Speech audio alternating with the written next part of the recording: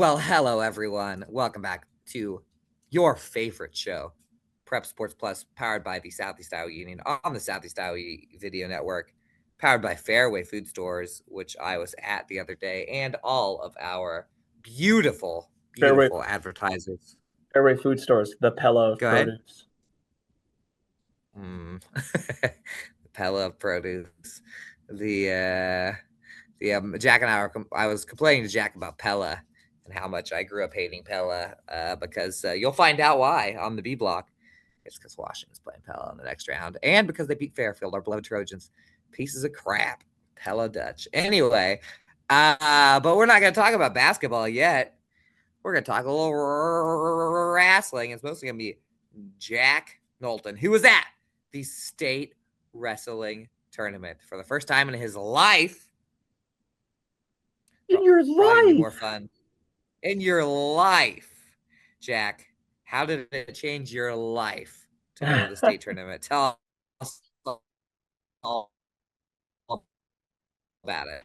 I will L about it. Oh, my bad. Yeah, I mean, it was definitely a very, very fun experience. Definitely lived up to all the hype I'd heard about it, even before I had even fully started this job. It was, I knew, from afar that Iowa was obviously a very big wrestling state, but it's very cool to see kind of the mecca of that. I've been to or you were at actually the girls' state wrestling tournament, or we both were. What am I saying? We both were taking pictures. That was obviously a big deal as well. To see that one and the growth of it, and then to see the boys one in person was very cool. I had a lot of fun covering it, taking pictures, being kind of part of the hype.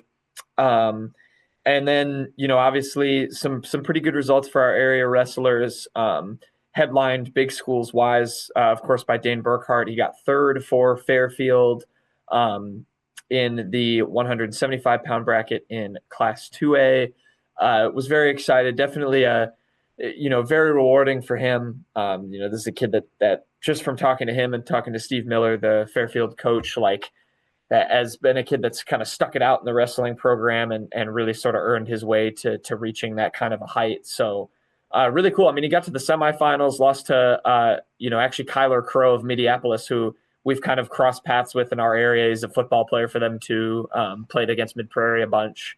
Lost in the semifinals, but, as the number 7 seed in the bracket, beat the 3 seed, beat the 5 seed, and ended up winning that third place match in overtime. Went to about 3 extra overtime periods, and he managed to win it 9-8 to get third. And there's a story I was really proud of on the Southeast Iowa Union.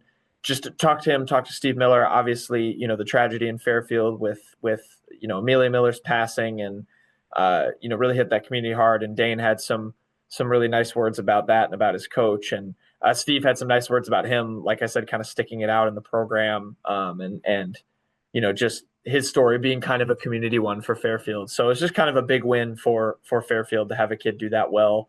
Obviously, they've had some girls wrestlers perform really well too over the years, and of course, Steve coaches both of those teams. So that was really cool to be able to kind of tell that and talk with both of them about that, and they were obviously very excited. Mount Pleasant and Washington also got 2 wrestlers in the third place bouts. They ended up both losing, but they got fourth for Mount Pleasant. It was Levi Evans at 120. Very, very exciting story for him. He was the 13 seed in his bracket, got all the way to 4th place, beat actually the number 5, number 6, and number 7 seed on the way there. Would have beaten the 4 seed too if he ended up getting third. Would have had pins over 4, 5, 6, and 7, but did end up dropping that match. But he was very excited. I mean, he finished third in the qualifier as a freshman, gets to go podium at state as a sophomore. He was kind of telling us, like, he wrestles for a pretty serious club that has guys like Ian Mays from Waco, who came runner up again in 1A at 113. Like, he's competing against some good competition. You can tell, he's kind of very open about, like, hey, now he said straight up, like, these guys can't think I'm a nobody anymore. Like, I'm somebody in this space now. And he seems very motivated. So I think he'll be a name that we'll be seeing kind of at the top of our lists for area wrestlers going forward. And then Washington, sent 5 wrestlers to state, which is a super awesome achievement in of itself. You know, just to have 5, that was the most of any of the big schools, and I think the most of any school. I think Columbus only had 4, if I remember correctly. Sigourney Kyoto had a couple as well, but Caden Griner ends up getting 4th place at 138 pounds for Washington. Just another really good tournament for him. I know Blaine Reese won a couple of matches, and then they had 3 other competitors as well: Braden Vermillion, Rudy Wolf, and Jace Kinzabaugh. So very cool to see that whole crew at state. So that was the big schools, Mr. Krutzinger. Yeah, I mean, it had to have been. I couldn't.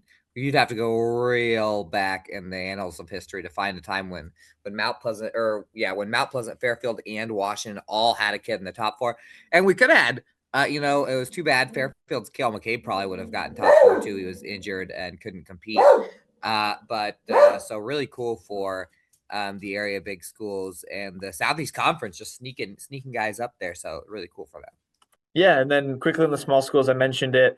The kind of, only truthfully disappointing result at state in terms of when I talked to the wrestlers was Ian Mays. He gets back to the 113-pound final. He wrestles the same kid, Belinsky from Don Bosco, who he wrestled at 106 last year in the state title match. Lost again. He was super bummed out. I really appreciated him even talking to me and another reporter after he got off the podium. Was very understandably like, I don't really have much to say right now, and we couldn't blame him for that. He's a very competitive kid. Still had a really good tournament. Got to the final again. He's only a sophomore, and I'm sure he really wanted to beat Belinsky because Belinsky was a senior, so he won't be in the way next year. As we'll see if Mays goes up another weight class at 1A, but competed very well. It was a tough match. Belinsky was a really talented wrestler.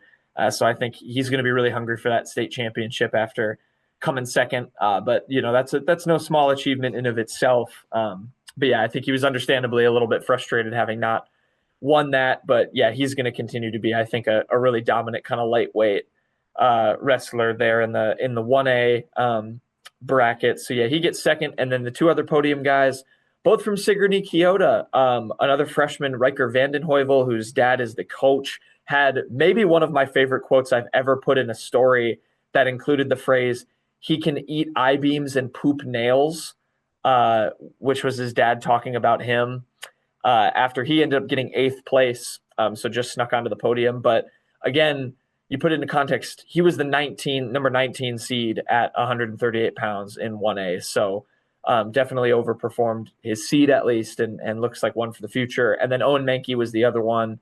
Sigourney kid, 285 heavyweight, finished his high school career. He got 5th in that 1A bracket. So some good results for Sigourney Kyoto and Mays. Disappointing, for him, but I'm sure he'll be right back near the top based on, like I said, he's part of that same club it's like DC Elite or something like that. I'm forgetting the name off the top of my head, but they all wrestle in that.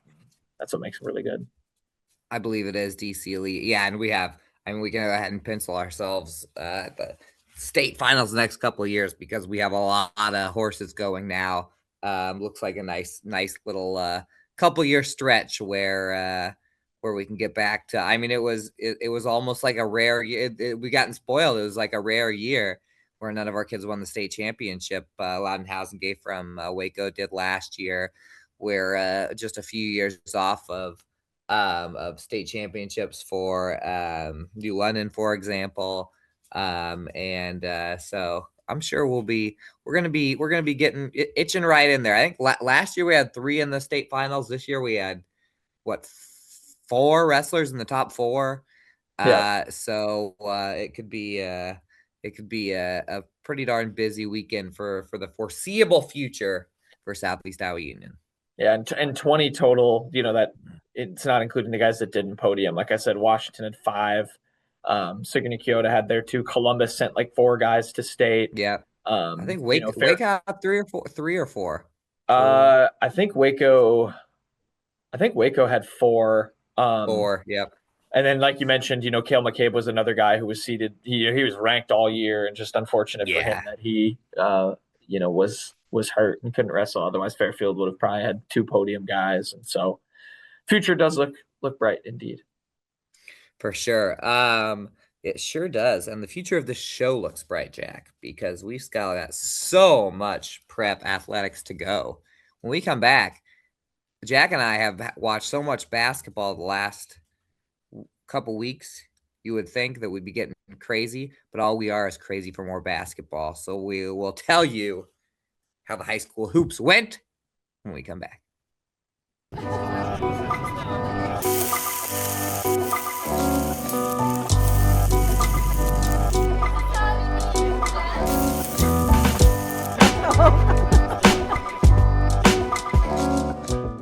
Introducing Hy-Vee Market Grill, where every meal is a delight. Start your day with our mouthwatering breakfast options and savor flavorful lunches with friends and family. Cap off your day with our delectable dinners. Hy-Vee Market Grill, where every moment is delicious. The Connie and Amanda team is dedicated to giving back to our community by actively engaging with our clients, businesses, and the public. When it comes to helping you find your next home, investment, or commercial space, the Connie and Amanda team is here for you. At WCHC, our goal is to take great care of our patients and our staff. We are able to approach you, take care of your issues, but also give you a path, as far as referrals or treating you right then and there. Our role in the community is taking care of something that matters to everyone. It's their family and their health. More than you expect for your health care. Welcome back, Southeast Division Prep Sports Plus, powered by Family. We got Andy and Jack. We're going to talk a little hoop, a little basketball. We're going to talk a little boys basketball, and I'll tell you what. I'll talk first, Jack, because I was at, spoiler alert, the one team that we have left in all of basketball. Game of the year. The game of the year, as the Washington Demons traveled to Burlington, Iowa. They were 0-2. They were not only 0-2 against Burlington this year, they had not won a tournament game in 6 years. It's always been kind of a curse for Washington boys basketball, though, that first tournament game. But what happened, Jack? They went into Burlington and they beat them 53-50. And let me tell you, it was a wild one.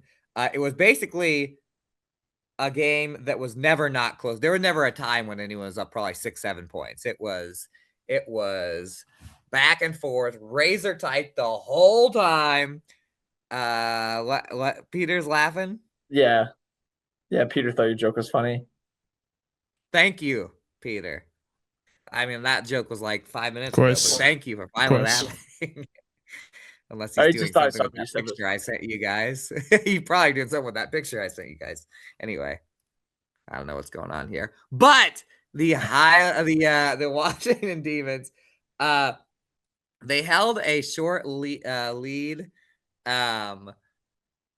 throughout the entire game. The defense played well. It was kind of, you call it sloppy, kind of chaotic, more chaotic than sloppy, where there were a lot of loose balls. There are a lot of times when, when the ball did get thrown away a good amount of time. But the bottom line is it came down to one final possession. Washington up 51-50. Burlington ball. Washington they had the ball with a 7-second shot clock differential. And there were 20 seconds left. And it just so happened that they were able to squirt through. Rajon Roth had a lefty layup that ended up contested, but they're the Red Sea parted. And so they took the layup with 20 seconds left. There was a lot of time left. Burlington was able to get the ball, set something up. Jet Morris, their star guard, kind of drew a double team, put it up. I don't remember how it exactly worked, but Burlington ended up with 2 shots that were right at the basket. Not perfect angle for a layup, but two shots right at the basket. Missed both, turned into a jump ball with 1.7 seconds left.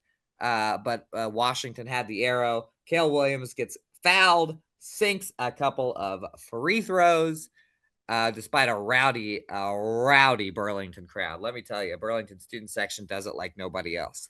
And the Demons, 53-50, they exercised their own demon in Burlington. They had not had very much luck against Burlington boys basketball. But a huge win, and now they got to go play against the hated Pella Dutch. By the way, leading scorer in this one, Nick Stone, who he had a tough start, especially for how much points he's been scoring lately. And he had a couple of 3-pointers that were absolutely pure towards the stretch here. Scoring 13 points was Cale Williams, and then 11 points each for Rajon Roth and Drew Conrad. Shout out to Rajon. What did Nick finish with? Nick Stone ended up with 14. He ended up hitting 4 3-pointers. I think at halftime, and he had like 2. Conrad had like 2. The scoring was very low at halftime. That is 67 points in 3 games for Nick Stone. Nice math. Oh, don't do the hand thing though. I don't know what you're talking about. Peter's doing it though. Lies, Eli's. Thinks he's a Gen Z. You guys are but yeah, because he had 33 against West Liberty. Gets the I think he had 21 or whatever, 22 against Solon in that loss, and then 14. So yeah, he's on a heater. Somewhere around there. I have a funny. Remind me of the break. I got a funny video for you guys.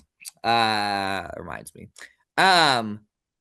Yeah, and so Washington moves on to play against Pella. You went even further than I did. You went to beautiful Davenport, Iowa.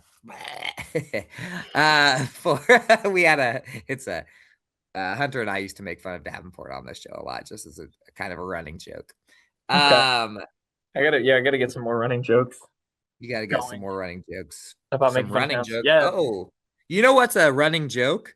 All the people that tried to beat me at the 2019 Hannibal Cannibal, they were running a joke of a race because they're not the 2019 champion. They were running jokes. Yeah, I was over in Davenport Assumption. Ended up beating Mount Pleasant. Ended their season at 10-12. It ended up being a pretty decent year for Mount Pleasant, considering some of the injury struggles that they went through. But this game specifically, they end up winning. It was 61-42 was the final.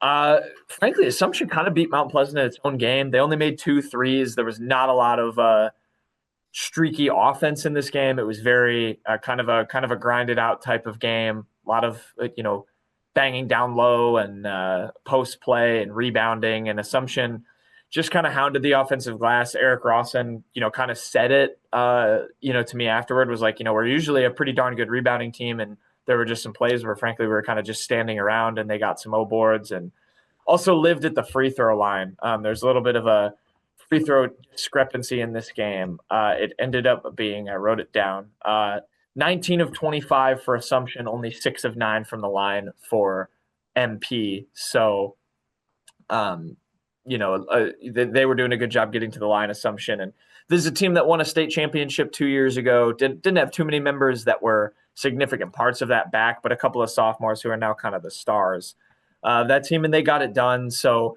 Mount Pleasant, again, I think it wasn't too much collective disappointment. I mean, they only are going to lose 2 seniors. Now, one of them was Noah Lang, who really disappointing for him. It sucks how much injury. He comes back. They go 8-3 in the stretch. Or I think it was 8-4 in the stretch that he was healthy. Looked like they were really gonna kind of explode into one of the top seeds, maybe even steal away second in the SEC. He gets hurt again. He has to miss the final 4 games, including the playoff game, and end his senior season. Aiden Humble, another talented player, is gone as well. But they have 13 guys otherwise that they can bring back. Isaiah Lang, their leading scorer, Ryan Helling, who also missed that portion of the season with Lang, which is why they kind of started 1-6. Mount Pleasant, he can come back. Carter Gelling, who's a 6'6" sophomore, played a lot down the stretch for them, can come back. Brody Clark, there's a bunch of other ones. This rising junior and rising senior class for Mount Pleasant, for both football and basketball, looks like it's going to be really good. So I think they'll be right here or hereabouts or even better, assuming they can continue to stay healthy. They've got some real kind of younger talent that I think got exploited a little bit today or in that game against Assumption, but they're going to be an exciting team, I think, going forward. For sure. They're not too many players that totally change the vibe of a game. Like Noah Lang totally changes the strategy. totally changes, what teams can do against Mount Pleasant inside and what they have to defend against. And so very, very tough that you can finish that out. But they've been playing. I mean, they played Pella very tight, and I thought that they were going to play Assumption a little tighter, but I thought it was going to be. They won 9 of their final 15 games after their final 15. Well, let me tell you something, Jack. Do you know there's 2 things I can't stand in this world? People who are intolerant of other people's cultures and the Dutch. There are only 2 things I can't stand in this world. People who are intolerant of other people's cultures and the Dutch. And the Fairfield Trojans were in Pella to play those Dutch on whatever night this was. I lost Monday. Pella is good, Jack. And Jack McGuire of Pella, their senior, is unfortunately a stud. And he didn't even score that many, 18 against Fairfield, but Fairfield Trojans go down 81-41. The quarter scores are not right because the quarter scores right here have 0 points for Fairfield and Pella in the fourth quarter. But that sets up the big Pella Washington game on Thursday and Jack's first trip into unfortunately beautiful Pella, Iowa. Are you excited, Jack? I'm excited for it. Should I give a quick rundown of the scores elsewhere before we? Yes, we have some small school boys. Why don't we start with we had two teams in action last night? Yeah, 2 teams in action last night. Mid Prairie was one of them. Hillcrest Academy was the other one, and unfortunately, both of their seasons coming to an end. Mid Prairie played at Northeast last night, and ended up being an 11-point win for the Rebels. Just kind of pulled away. They scored 24 points in the fourth quarter. That was their biggest scoring quarter of the night. Mid Prairie managed just 23 in the first half, so kind of struggled to get going a little bit. Couldn't really saw into that deficit. And I think Northeast got up pretty big, and Mid Prairie had to come back. They won the third quarter 23-16. Did score 20 in the fourth, so made it close, but fell short. Yeah, I mean, talk about the offense. The first half, they only scored 23 points, and Brooks Weber had 12 of those. Everybody else was within. They had like 2 or 3 points at the half, which is rare for Mid Prairie not to have a couple of kids that are popping off. They cut that thing all the way to 5, I believe, and they couldn't get that done. But obviously, another strong year for Mid Prairie. Despite the seniors they have on that team, they do have some nice young up and coming talent too. So Mid Prairie boys basketball not going anywhere. And then Jack, the Hillcrest Academy Ravens. I watched the Hillcrest Academy Ravens nearly pull off a win against Calamus Wheatland. They ended up losing 48-46 last night. Hillcrest had the lead late. Calamus took the lead in the last minute. Hillcrest had 2 possessions. One, they were down 1, and it was a situation where they were down 1, but Calamus has only had like 2 fouls in the fourth quarter, maybe even 1. So they were able to just keep fouling Hillcrest, to bleed the time down. And Hillcrest just got a little too quick on an inbound pass, got stolen, turned into a foul. Calamus Wheatland hits 1 of 2. Then it's a 2-point game, but that was with 5 seconds left. No, they had 1 foul to give still. There's a foul, and then by the time they actually got to do it, there were like 5 seconds left. They had to go. Cale Bailey he fumbled the ball around, but he ended up in the corner for 3, but there were like 9 guys on him, and one of them tipped the potential game winner. So tough night for the Ravens, who I was very looking forward to hopefully winning that game, because they would have been in B-Town, as it turns out, for their next round game. But really, I mean, such a strong year for Hillcrest, given that you had a guy like Dwight Gingrich who had coached that team for like 45 years, and Stephen Bender comes in. They're a 20-win team. They're they're the North Division champions. So what a year for Hillcrest Academy. And that senior class, they did it in baseball, where they just out of nowhere last year, the juniors and seniors last year were so good in the tournament. I thought for a second this is going to be another Hillcrest Academy masterclass. Master a class of me. That didn't work. Yeah, I mean, Calamus Wheatland, they lost 67-60 to a ranked Marquette Catholic team. Their next scores 88-27, 99-67, 91-41, and 74-25. And then Hillcrest holds them to 48 points and almost wins. So that would have been a nice thing to pull off, but alas. I'll tell you what, that game against that is going to be credit to Calamus Wheatland. That atmosphere looked insane. And the students I saw on that Calamus Wheatland sideline do not seem like the type that wouldn't go down to Burlington on Saturday night. So if anyone's bored on Saturday night, 4 p.m. The game's at 4 p.m. That's a disgrace. Outrageous. That's a disgrace. A game to go to the state finals at 4 p.m. That must be a referee issue. Yeah, that's a disgrace. Oh, it's not in Notre Dame. It's at Iowa City High. I'll tell you what, Jack, they're driving me crazy with, they go back and forth between like, oh, we want the neutral site to like, oh, actually it's better if, one of the teams hosts. That's neutral. Everything should be neutral after like the semifinals, in my opinion. But I understand why they can't always do that. That's why it's at 4 p.m. because there's probably another game afterwards. Yep. Probably another game afterwards. So there you have it. Wait a minute. It's not the Regina game, is it? It's the Regina game right after. That would upset me. That would upset me. You know why that would upset me, Jack? Because that would mean that if Mid Prairie and Hillcrest both won, they would have been in the same city. Now let me check this out. Let me check this out. You go through the other boys' scores if you want. Tell us how everyone did. I'm gonna figure out where this other 2A game is. I mean, just in terms of the results, Pekin ended up losing in the earlier round in this same bracket that Hillcrest was in.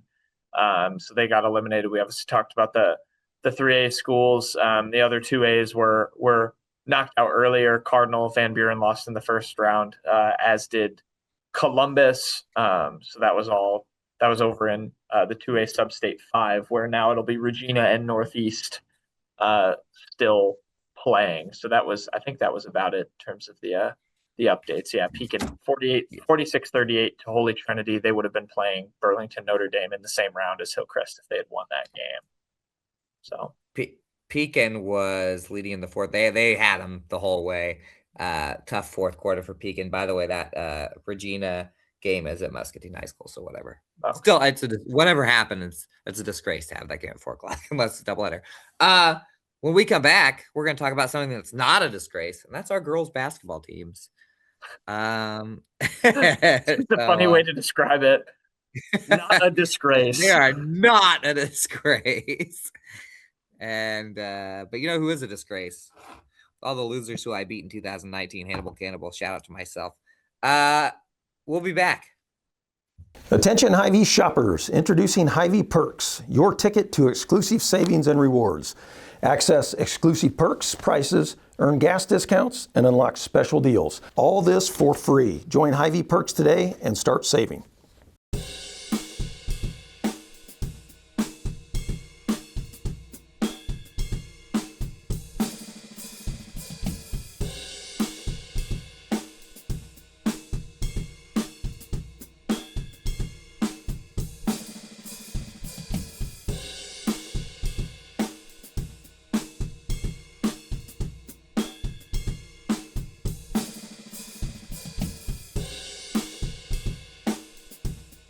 At Seafirst Credit Union, we're all about making connections, like how we connect you to that dream vacation with a savings account designed to help get you on the flight there. Connect with Seafirst today and see why together is better. Bring the kids and share the memories at the 2026 Midwest Old Threshers Reunion. Experience the sights, sounds, and traditions of steam engines, antique cars and trucks, tractors, and more. First visit or a family tradition. Enjoy home-style food, the excitement of an Old West shootout, and nightly entertainment. For generations, this is where memories are made. Celebrate history and make new memories at the Midwest Old Threshers Reunion, September 3rd through 7th in Mount Pleasant, Iowa. Visit oldthreshers.com for more details. In the heart of rural Iowa, where community matters most, the connections we make are made to last. Meet KCTC, your hometown internet, phone, and TV provider. At KCTC, we're not just about technology, we're about people. Our dedicated team are your neighbors, committed to bringing you top-tier services right where you live. We believe in giving back to the community that raised us. Experience the power of a real connection with KCTC. Join us in building a stronger, more connected Southeast Iowa.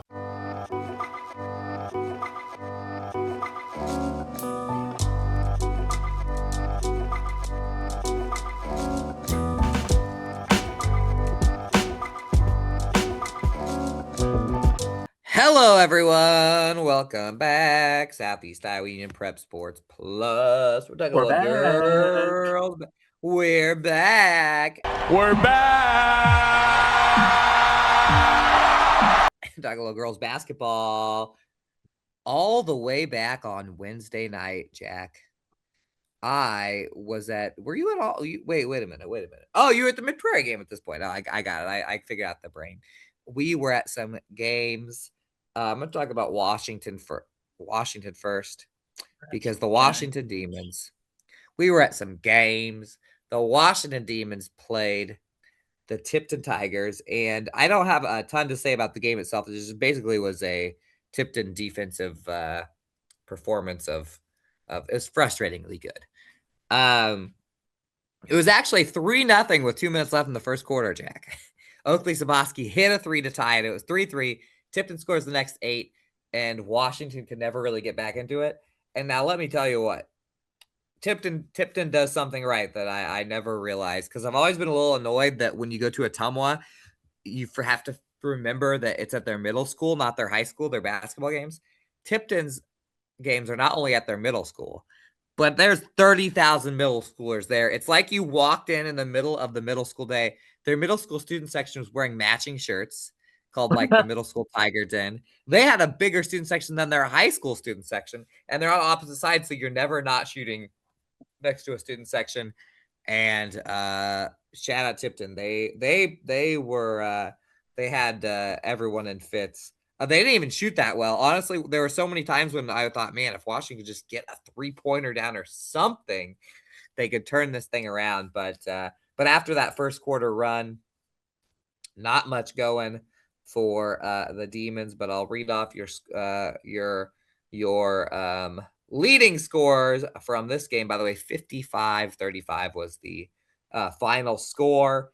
And leading in points with 9, Oakley Saboski. She hit 3 3-pointers on the day, 8 points for Adeline Long.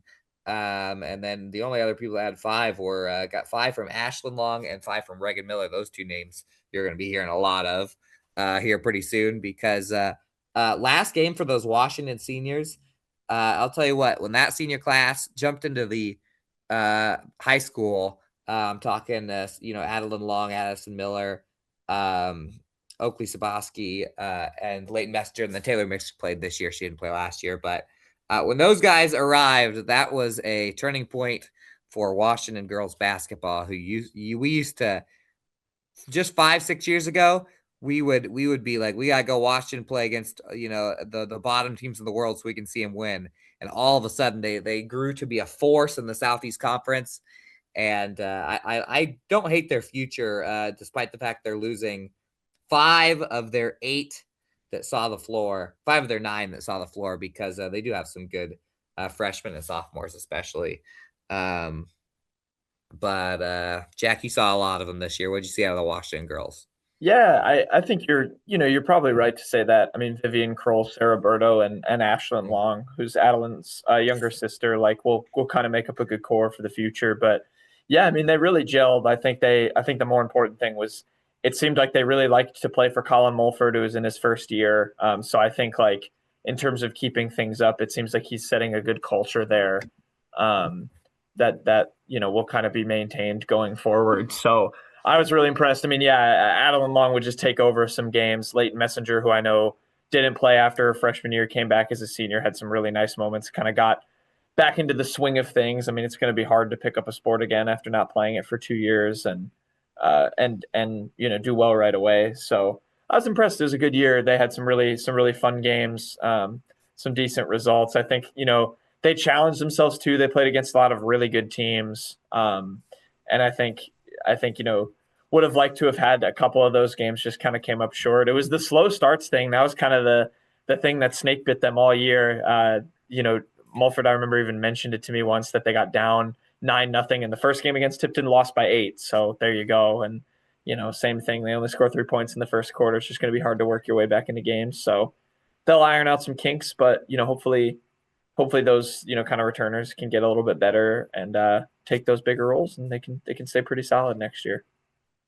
I'll tell you what, there are a few good amount of traveling Washington fans, and some of the high school girls waited outside of the Washington Demon locker and had like a little semicircle for in case anyone was crying when they walked out. That was good. Like, oh, that's nice. They were circled up. Oh, just in case anyone's crying. They have hugs, waiting for them. But they're in pretty good spirits, I thought. The Demons. I mean, it was a really good year. And Tipton's good. And Tipton lost to Williamsburg by 17. Williamsburg's obviously really awesome. That night, you were at Mid Prairie. Now, we've both seen the Mid Prairie girls play. You saw them survive a little bit of a scare there, Jack. Yeah, they put a really sneaky Pella Christian team. Another grinded out type of game, like I talked about with the Mount Pleasant boys. They, got out of it. Kind of survived in that one. It was 46-35. It was just Mid Prairie's defense. I mean, they forced like 33 turnovers. They were pressing Pella Christian into submission. There was some crossover here with track that I've learned about. Obviously, Mid Prairie, the Evans sisters, a very good track team. They had the third place 4x1 team who's all on this basketball team. They're all about speed. They showed it, but Pella, their best player, Rachel Kakmarinsky, was the state champion in the 100, which both the Evans sisters competed in. Georgia actually got second to her in that meet last spring. So they were kind of talking about that, got a little bit of revenge on her on the basketball court. So they end up winning. It was they just grinded out a victory. Pella Christian's under 500, but I think they're a lot better than their record kind of shows. So a good win for Mid Prairie, but then they carried that momentum into Mount Vernon, Andy, and man, that would have been, I mean, dare I say, given Mount Vernon is now the number 1 seed, it's spoiler alert, now the number 1 seed in the state tournament, would have probably been the biggest upset in the state. Mid Prairie nearly pulls it off. I know you were there. I'll tell you what, the way Mid Prairie is playing, I said if they win, you hear that my dog never stopped barking. I just muted myself. The way that Mid Prairie was playing, I thought if they pull this game out, he has reason to bark, by the way. Our neighbors are doing the horrible sin of walking in their own yard. And it's not like our next door neighbors. It's our neighbors like 5 houses down. But Opie has the windows to watch over like 50 houses at one time. Anyway, sorry about that. He is relentless. Oh, he gets mad when people are in their own yard. Minding their own business is something that really ticks him off. Delivering the mail. Being another dog is one of his triggers. Being a human is also a trigger of his. Anyway, Mid Prairie, they fall 58-50 to Mount Vernon. They were leading with 3 minutes, 15 seconds left. They had to come back from a 10-point deficit I mean, this is the number 1 team in 3A, a team that doesn't even get challenged by 3As in Mount Vernon. Mid Prairie came back from a 10-point deficit to lead the game. They were playing so well. Defensively, they were chasing around. You know what? Mid Prairie's got the track stars. They were chasing around Mount Vernon's guards, which have to be the best guards in 3A for sure. Yeah. This Savannah Wright had 26 of the most. She's the sophomore star for Mount Vernon. She had 26 of the quietest. She had what I would say, that wasn't really a good game for her, 26 points. So just prepared. She's Division I talent, in my opinion. She had a lot of 3-pointers that hit like 4 times on the inside of the rim, rimmed out, enough to where you're like, oh, maybe the stars are really aligning for Mid Prairie. Tessa Bombi had 11 points 9 points in the first quarter, 11 points at halftime. She played really well. She ended up with 16 to lead Mid Prairie. She actually had 10 rebounds too, so double-double. Jovi Evans, another kid who did not play basketball last year because of injury, ends up with 15 points, including 3 3-pointers, 3 for 3 from beyond the arc. Every single one of these was like a dribble around and step back. It was like, it's like she stepped out of track starness and became a basketball star once again. And those were huge threes. I mean, I think she had 2 that tied them in the fourth quarter, maybe late third, early fourth. She also at one point saved a ball that went into the waiting hands of Morgan Bender, who hit a 3. I believe that was the tie of the game. There were just things that were going on where you're like, man, Mid-Prairie is playing so good. They're hustling. You could kind of tell even that Mid-Prairie was subbing a little bit more, and you could kind of tell that they had fresher legs. For a while, you kind of started to be like, I think Mid-Prairie would be the team that was more likely to kind of run away with this. But in the last 3 minutes, their offense, which had been pretty darn sharp up to that, even in the half court, they threw the ball away a couple times. You can't even put a little bit of touch on a pass against Mount Vernon because they will step in and steal the ball. But it was one of those games. They played so well. It was going to be such a huge upset. And still at the end, I was thinking there were a couple of things that, could have went differently and Mid-Prairie would have won that game. I still don't think they played their absolute best game. But what a huge, showing for Mid-Prairie. If they would have won that, I would have been like, they could win the state championship the way they played. And so. I mean, Mount Vernon was coming off 3 games before that, got a 21-point win over Clear Creek Amana, who was the number 1 team in 4A. So, you're never going to feel good about a season-ending loss, after it happens. But man, what a fight from Mid-Prairie. Credit to them. Mid-Prairie actually shot. They made more threes than Mount Vernon. Mount Vernon, they only went 4 for 19, and that was good Mid-Prairie defense. You got the track stars covering him, but again, they Mid-Prairie did get a little fortunate with some of those bouncing out, but Mid-Prairie got a little unfortunate with some of the foul calls late. They got a little ticky-tacky, and I think that Mid-Prairie wanted that to be like a straight-up dog fight. If the refs just stop calling fouls at the end, I think and also Mount Vernon's. Oh, I was gonna say I wanted to check Mount Vernon. I'm pretty sure didn't hit the rim on a free throw for like 8 straight free throws. So shout out Mid-Prairie. They will be a force in track coming up, as will the next team I'm going to talk about, the Mount Pleasant Panthers, who threatened to beat Oskaloosa for the second straight time this year in their semifinal on Wednesday. And for the second straight time, the Oskaloosa Indians were too much for the Panthers. I'm pulling it up right now. But Jack, we laughed a little bit because the Union put the 4-win Panthers against the 4-win Indians, while there were games where like Burlington played North Scott and like Fort Mass and Keokuk were playing each other. Wasn't the most evenly distributed bracket. And we looked at that and we said, oh my gosh, Mount Pleasant could win that game. They almost beat Oskaloosa earlier this year. Actually had a game winner roll out at the buzzer, but Oskaloosa beats Mount Pleasant at 51-43. We don't have the full stats on that one. But Mount Pleasant was winning by 8, I believe, after the first quarter. They had a great first quarter. Oskaloosa comes back, beats the Panthers, and we are unfortunately out of girls basketball team. But I'll tell you what, Mount Pleasant Panthers, the Pekin Panthers, and the Mid-Prairie Golden Hawks, those are state track legitimate threats coming up, and they didn't have enough injury. They didn't get. Not a lot of track stars got hurt this year, so if you're looking for a positive for girls basketball, there's a big one. Yeah, track. I'm very, very excited for the track season. I think we're gonna have a fair few athletes. It's gonna be kind of like wrestling for our area. It is. It's gonna be. You know what? This is a good track area, and we're gonna have. As I said, I think we're gonna have a legitimate contender in 1A, 2A, and 3A on girls.